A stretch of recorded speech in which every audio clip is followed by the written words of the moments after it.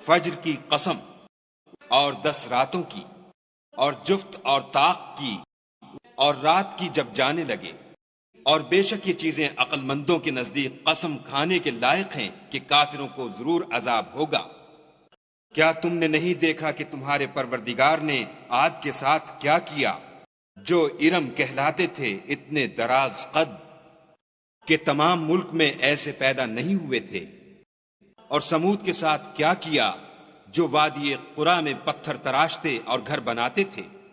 اور فرعون کے ساتھ کیا کیا جو خیمے اور میخیں رکھتا تھا۔ یہ لوگ ملکوں میں سرکش ہو رہے تھے اور ان میں بہت سی خرابیاں کرتے تھے، تو تمہارے پروردگار نے ان پر عذاب کا کوڑا نازل کیا۔ بے شک تمہارا پروردگار طاق میں ہے،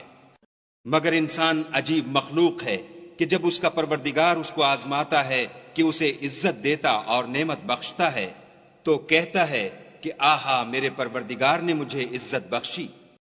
اور جب دوسری طرح آزماتا ہے کہ اس پر روزی تنگ کر دیتا ہے تو کہتا ہے کہ ہائے میرے پروردگار نے مجھے ذلیل کیا۔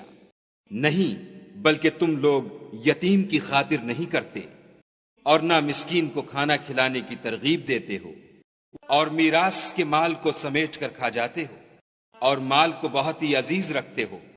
تو جب زمین کی بلندی کوٹ کوٹ کر پست کر دی جائے گی اور تمہارا پروردگار جلوہ فرما ہوگا اور فرشتے قطار باندھ باندھ کر موجود ہوں گے،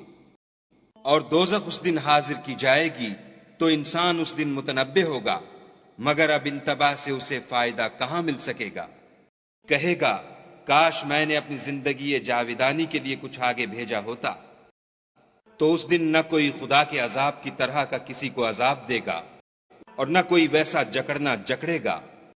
اے اطمینان پانے والی روح، اپنے پروردگار کی طرف لوٹ چل، تو اس سے راضی وہ تجھ سے راضی۔